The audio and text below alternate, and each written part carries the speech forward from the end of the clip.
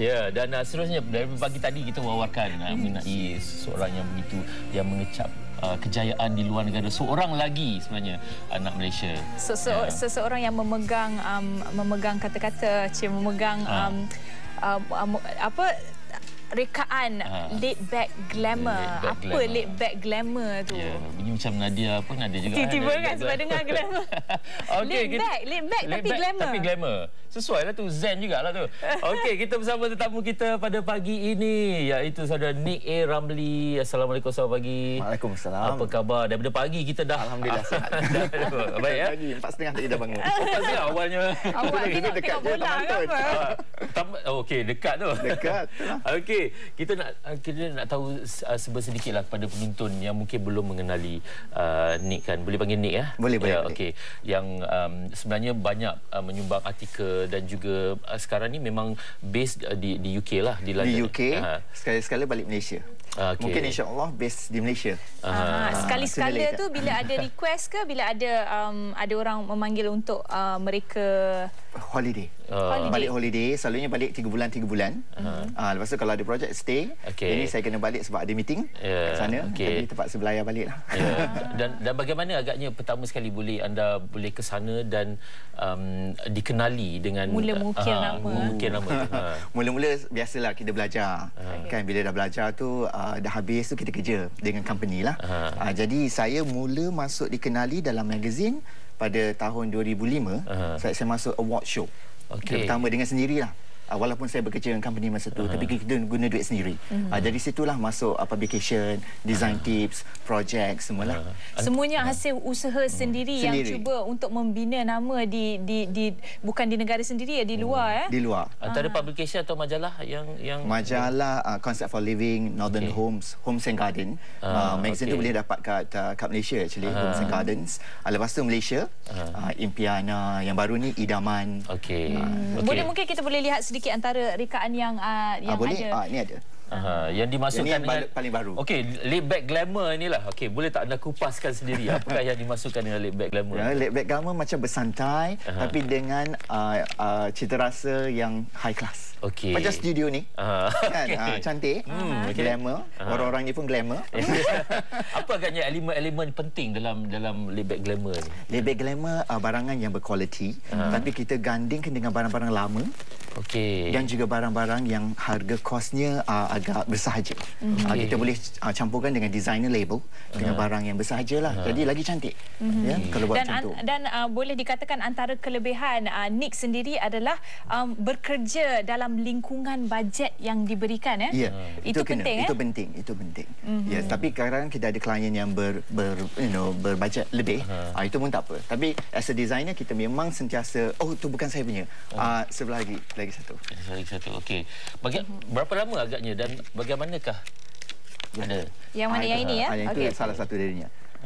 Berapa lama dan bagaimanakah anda dapat identiti ini? Sebab selalunya kalau mereka dalam bidang kreatif ini kan, kalau dalam ID ni pun ada juga dikenali Victorian ke, modern ke, Zen. Bagaimana anda mendapat identiti? Betul. Sebagian designer memang ada identiti mereka sendiri. Jadi klien guna diorang sebab identiti diorang. Bagi saya guna brief designer. Saya tak nak projek saya sama semua. Tapi identiti saya akan nak ilhamkan barang-barang tekstur. Macam wallpaper tu bertekstur, fabric bertekstur dan pokok-pokok dan barang-barang rekaan sendiri. Kita hantar kat kedai ataupun furniture maker, lepas tu dia orang buatkan. Itu saya punya identiti lah. Mungkin boleh dikongsikan juga tips bagaimana untuk mereka di luar sana yang berminat untuk melakukan sendiri hiasan dalaman rumah, di mana mereka boleh bermula? Tips tu senang. Pergi melawat exhibition perabot. Kadang-kadang saya tak tahu kat sini, tapi kat UK kadang-kadang dia ada room set tau. Kebanyakannya kedai perabot lah nak menjualkan room set. Dia guna designer untuk mendesainkan. Ya, kita dapat ilham dari situ. Dari majalah, baca majalah, tengok majalah ataupun buku-buku, pergi kedai. Kat kedai pun kadang-kadang room set diorang pun cantik kan. Dan we give our personal touch. We give our personal touch. Tapi jangan tiru. Okey. Tiru 100% dari katalog semua, bukan you punya rumah. Okey. Kalau macam separuh orang, you ada duit pun, you nak beli tengok dalam magazine ke. Tapi beli balik rumah tu, you tak rasa selesa tau. Sebab bukan you punya naluri sendiri. Sebab kita tahu seperti satu gedung perabot yang berwarna merah, warna kuning dan biru itu, tak perlu disebut nama pun tahu. Memang dia ada room set. Dan kadang-kadang orang cenderung macam, wah, memang betul, ambil semua sekali. Ada. So designer pun ada yang bekerja dekat kedai-kedai perabot juga ya. Tapi sayangnya kalau designer yang kerja kat perabot tu, diorang akan bagi cadangan dari semua furniture tu lah. Tapi apa yang mereka ada sahaja. Ada apa yang mereka ada sahaja. Jadi rumah kita nanti nampak macam rumah kat kedai tu. Jadi macam rumah kita pun nanti sama dengan rumah orang lain. Macam showroom. Rumah jadi showroom. Okey, kita juga nak mendengar pandangan orang ramai kenapa mereka ingin menjadi pereka hiasan dalaman dan juga siapakah idola mereka. Kita dengarkan.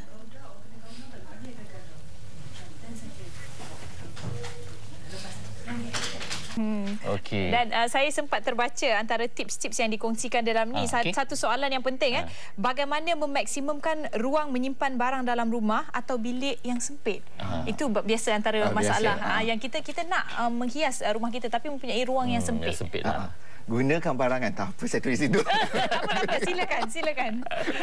Guna barangan yang saiznya tidak terlalu besar lah. Kita kena ukur ruangan yang sempit tu. Jadi barang-barang yang kita nak guna pun kena yang kecil, adakan bahagian sebelah kanan dan sebelah kiri kena ada bahagian. Macam kita tengok lampu kat situ ya. Kita gunakan lampu yang tinggi. Kalau kawasan dia sempit, jadi ruang tu jadi tinggi. Lepas tu gunakan cermin. Cermin akan membesarkan keadaan bilik tu. Tapi cermin pun kita kena berhati-hati membeli cermin. Sebab cermin yang terlalu murah, dia banyak campuran plastik dah. Jadi bila kita tengok view tu jadi pendek atau lebar. Jadi tak betul. So tengok betul-betul cermin, especially cermin yang atas ke bawah tu. Saya suka cermin yang nampak panjang, saya tak suka cermin yang nampak lebar. Itu mungkin cermin ada problem tu kalau kita nampak lebar. Dulu saya pernah sekali saya tengok cermin yang atas ke bawah saya tengok kenapa saya jadi pendek dan lebar. So saya call manufacturer, dia kata ini problemnya sebab harga murah, itulah jadi. Okey. Saya nak yang harga murah yang jadi panjang. Jadi kena boleh dapat. Okey, bagi perhatian jugalah. Macam mana agaknya, okey, bagi tip lah, tadi kita dengar mereka yang mempunyai aspirasi untuk jadi desain terkenal kan, interior design terkenal. Boleh tak bagi? Boleh. Sesiapa yang teringin nak buat dekorasi sendiri, boleh. Ramai orang ada ilham sendiri, tapi agaknya dah kurniaan Tuhan. Kalau you expert dalam interior design, orang tu lah you patut tanya nasihat ke apa ni ya. Tapi kalau you nak buat sendiri, you kena measure you punya bilik tu. Lepas tu furniture jangan terlalu besar. You measure furniture ataupun you lukis dengan measurement yang dah buat. Kalau nak kerusi ya, kita buat measurement tu, kita potong dan letakkan dekat plan tu. Macam bagi saya, kalau kerusi yang macam ni, kerusi berkaki lebih bagus digunakan. Sebab kerusi yang berkaki nampak kurus dan lagi tinggi dan membesarkan ruang rumah. Jadi baguslah daripada yang terus turun ke bawah tu kan. Jadi nampak rumah lagi kecil. Kena baca artikel. Okey, akhir sekali sebelum kita kesutukan masa, tapi nak kongsikan, Nik juga ada menghasilkan buku ini. Ini buku tribute to Donna Summer. Memang minat pada memang saya minat muzik sebab saya dilahirkan dengan entertainment semua ya. Mak saya minat muzik semua. Memang saya meminati lagu-lagu nyanyian Donna Summer. Actually masa 2009 MHR pun dah tunjuk sikit masa saya publisher bersetuju nak buat buku ni ya. Buku ni adalah tribute pada beliau, tapi masa saya buat buku ni dia masih hidup. Jadi beliau juga tahu pasal buku ni. Dia minta the whole complete manuscript. Saya tak bagi, saya bagi bahagian aja. Lepas tu terima berita. Tapi dalam buku ni juga saya ada interview orang-orang yang pernah bekerja dengan beliau, Pete Waterman, Gerard Gaynor, dan juga artis-artis Malaysia juga. Saya telah interview seperti Francisca Peter, Roslan Aziz. Pandangan mereka. Jadi kat sini tribute lah pasal lagu dia, ups and downs lagu dia. kenapa lagu dia begitu naik ketika tu, dan ada juga zaman kejatuhan beliau. Jadi kita buat criticism kenapa dan mengapa. Dan kita disebabkan kita dah ada pereka dalaman di sini, saya nak tanya sedikit. Apa pandangan anda tentang warna set kami? Warna set ikut logo TV3 kan. Sebab baru tukar kan. Saya tengok, saya rasa set ni cantik ya, besar. Compared dengan yang zaman saya masuk hari tu lah. It's good. It's very laid back glamour. Okey, tepat sekali. Tapi warna merah mana? Saya tengok warna merah. Buku kat belakang tu ada. Buku kat belakang. Terus saya kata mula nak pakai baju merah supaya jadi logo TV3. tapi tak sesuai.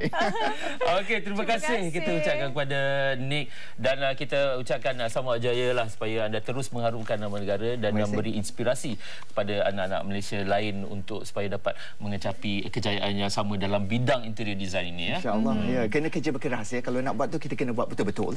Jangan takut pada criticism. Untuk student-student yang nak belajar tu kan.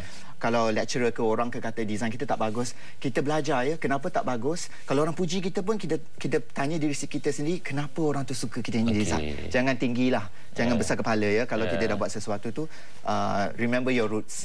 That's it.